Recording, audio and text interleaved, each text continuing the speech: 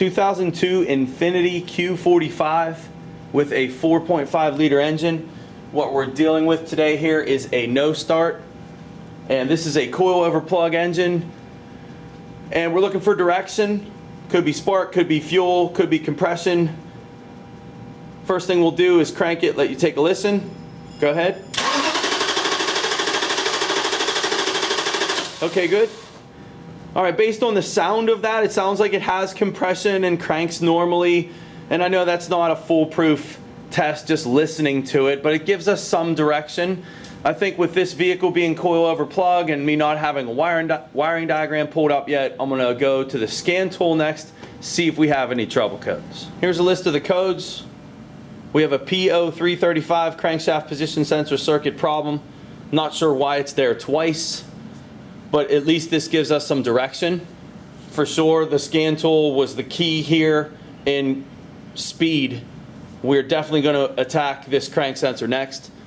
And I think what I like to do is get as much information out of the scan tool as I can before I do scope testing. And so what I want to do now is I want to go to my scan data, and we want to look at some data PIDs. One being RPM while we're cranking. This isn't a foolproof test either, but it's a guide. The other thing I like to do is I like to look for cam and crank data PIDs.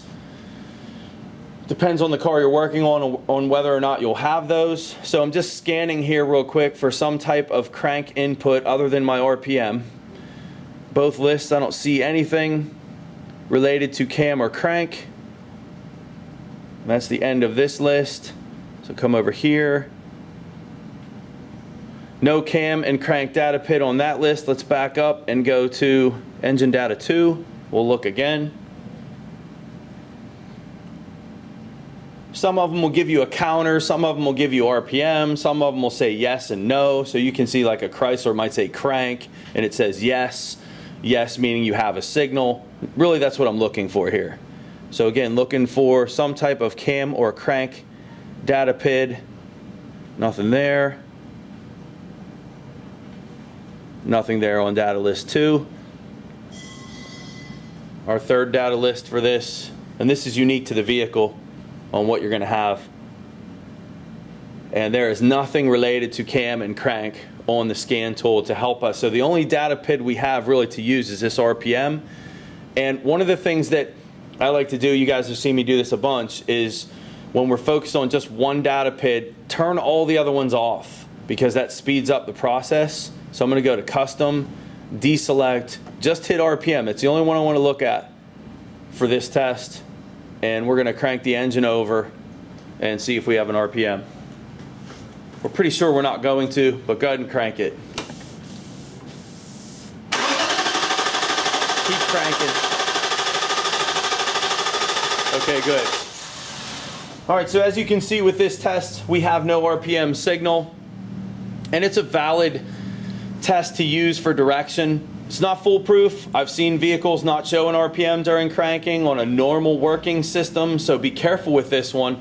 But this is suggesting an input problem like our trouble code says too. So picture this as maybe you didn't have a code and you're looking for direction. Looking at RPM during cranking is something you can do.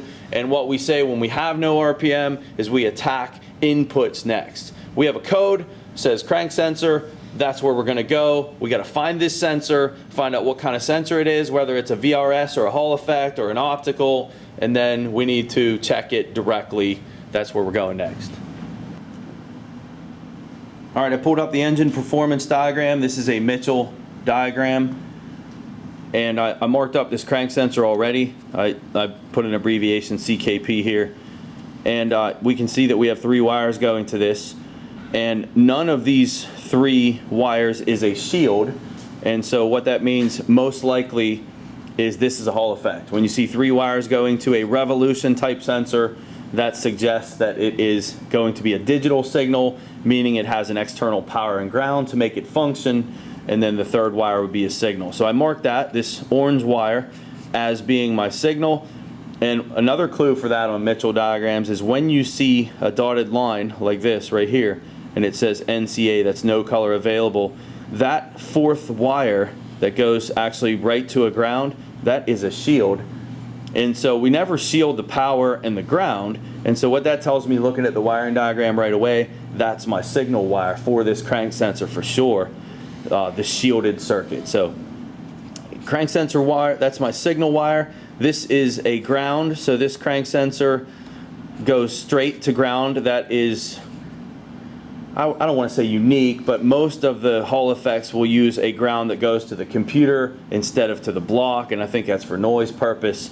In any case, this one has an external ground, and that means our third wire here, this one has to be a power feed, and I have this marked up. I don't know if we have to follow all of this just yet, but this is enough really to go to the sensor and do our checks. Check for power, check for ground, check our signal, and that is on the rear of the cylinder block. That's what it says right here. It's not very helpful.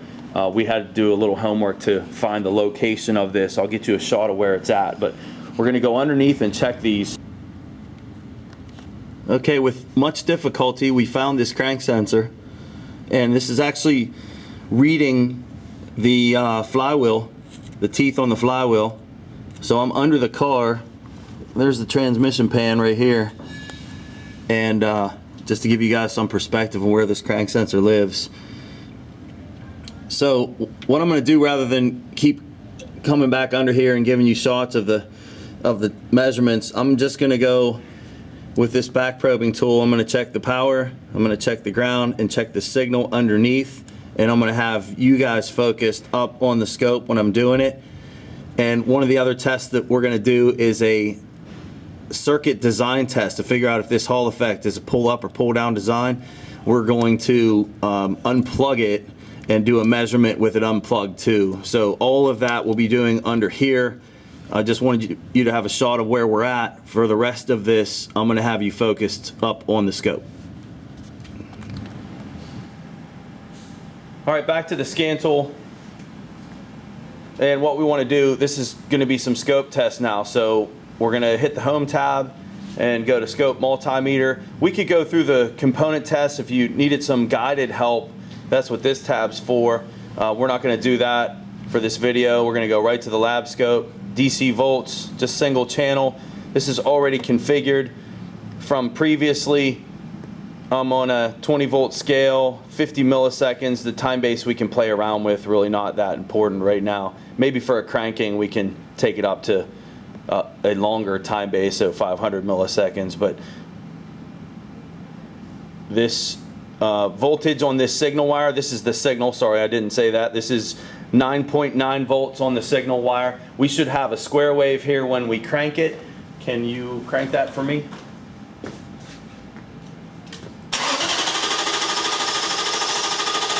Okay, good. We had a drop in voltage. System voltage drops, of course, when you crank it. No square wave at all. It went from, looked like 9.9 to about 8 point something, but no signal, no square wave. That confirms our trouble code. That really confirms our no start here with this vehicle too. But before we condemn this crank sensor, we have to make sure that there's no opens in the signal and that there's no shorts, although with the voltage here that eliminates some of those. But more importantly right now is we need to do power and ground tests next. So the next one I'm going to do is our power feed. This is our power feed wire, reading 12.18 volts with the key on. I like to do these with it cranking, make sure that circuit's active when it should be, loaded circuit if you want to call it. Go ahead and crank it. Okay, good. We dropped to 10.3 on a crank. That's system voltage that drops. That's not a problem. Nothing wrong with our power feed to this Hall effect. Next thing is going to be the ground. This is our sensor ground wire. This min-max scale we have here is from our last capture. What we can do to reset that is hit the refresh button up top here, and that resets our min-max scales. Nice feature of the Veris. My live reading is 0.01. Again, we want the sensor to be active whenever we do this test, and we know that it's not functional, but we still want to check this in a cranking situation. But just to warn you guys, when it comes to sensor grounds during cranking, it is not uncommon to see more than 100 millivolts because you're loading this block with current from the starter. So cranking ground voltage tests on a sensor, it's okay to have a little bit higher voltage. We're looking for less than 100 millivolts. Go ahead and crank it. Perfect. So that really didn't change our live data, really didn't change much from 20 millivolts. There's nothing wrong with that ground. You can see some min-max scale changes, but lots of noise on the block when you're cranking. This thing grounds to the block too, not to the computer. That is a good sensor ground. We have a good ground, we have a good power. We're gonna go back to the signal wire now and do some signal circuit design testing. We wanna know if this is pull up and pull down, and we need to make sure before we put a crank sensor in this that we have no opens and no shorts in the signal circuit. So going back to the signal wire now. Back on the signal wire, key is on. We are back probing the connector, reading almost 10 volts on that wire. And what we're going to do now is we're going to unplug it, and whatever the voltage does on this circuit will give me a guide as to whether or not this is a pull up or pull down circuit. So go ahead and unplug it, and we're going to watch this.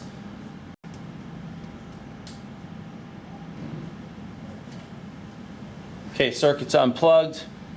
I'm going to take my time base up here a little bit. We don't need to be on such a long time base.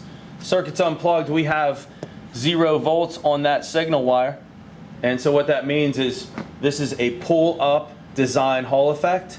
For more on pull up and pull down circuitry, section 2, which I've titled switch inputs in my book, is a good guide for that. And then also section 21, which is my ignition system inputs chapter. We talk about pull up and pull down circuitry. So that 10 volts we were looking at was not coming from the computer, it was coming from the sensor. This is a pull up design circuit. So what we want to do now to address the signal circuit, we want to make sure there's no opens and shorts. We're going to do a bypass test. Okay, I'm going to do this bypass test now, and I have my test light rigged up to battery positive already. And it's just a regular incandescent style test light. And what I'm going to do, knowing that my scope is connected to my signal wire, I'm just going to unplug this from the top of my scope, my leads. And really we're not worried about the scope anymore. Just know that this yellow lead is going to the signal wire. Black lead was going to ground. I can actually show you my test light polarity there. That's just going to the block. This should light. So you see my test light lights on that black lead. We don't need that for this test. This is my signal. What I'm going to do is I'm going to take this test light and I'm going to go on and off. That's better. I'm going to go on and off to this signal circuit, and we're going to look for some type of reaction from the engine computer. One of the things that you want to listen for would be for the fuel pump to turn on, maybe the injectors to click, and solenoids or whatever under the hood. Now the first thing is I don't hear anything at all. Now touching this shouldn't matter. I'm not going to pull that voltage down. There's pretty much 12 on the end of my test light. One of the things we can go by this right now is that the circuit's not shorted to ground. If it was shorted to ground, this test light would light. But I have no reaction. And the thing is, we don't want to be looking at the scope anymore. I'm not connected to that. Let's go back to the scan tool. Hopefully we have some type of data PID to look at doing this. Now we already went through the list. There is no cam and crank data PID that we can use as a guide for a response. We're looking for some type of response. So the only thing I have available to me is my RPM. So I'm hoping I can make an RPM signal doing this. And if I can, that tells me for sure that my signal wire integrity is good, and that I can be 100% confident in putting a sensor in this. Now there would be one other variable, that would be movement of the drive plate. In our case, it being driven off of the flywheel, we know there's movement there. But in the case of a broken timing belt or something like that, you have to consider movement too. That's not our concern here. Just want to make sure we have no opens in this signal wire. I want to see the computer react.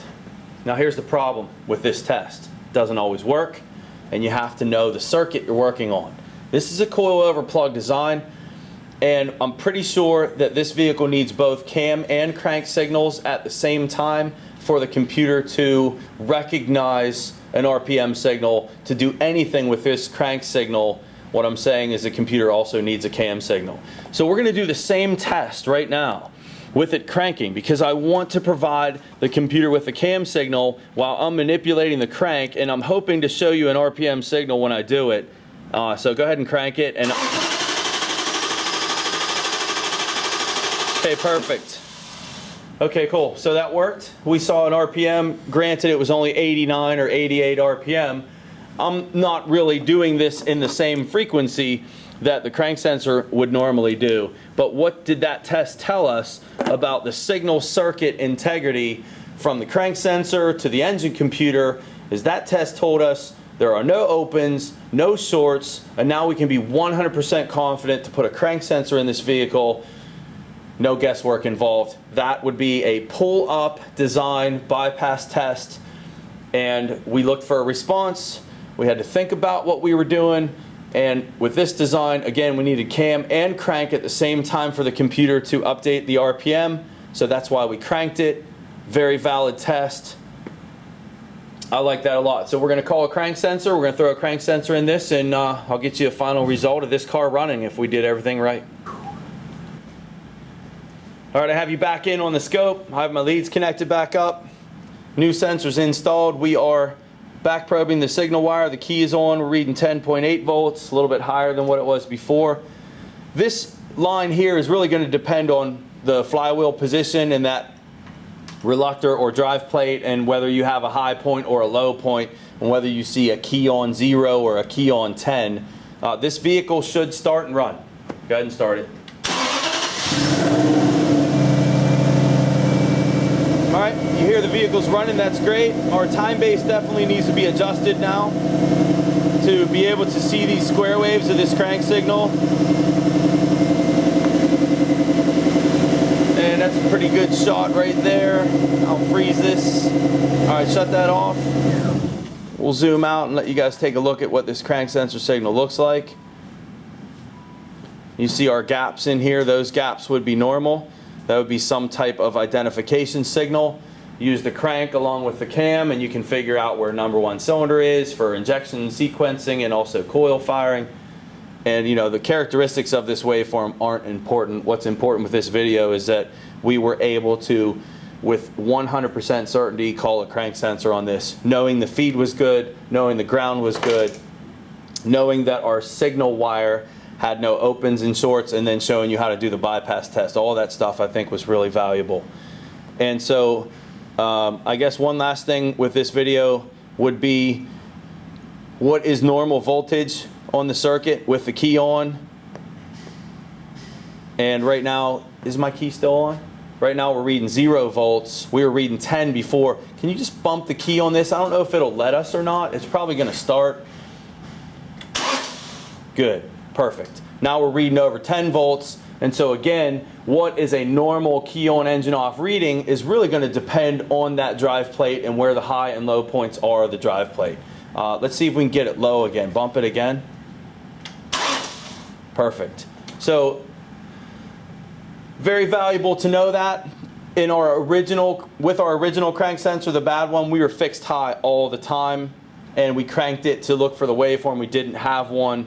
But this part I think is valuable for some of you wanting to know, well, what's normal key on engine off reading? And there really isn't an easy answer for that. For this one, again, it's where the drive plate is.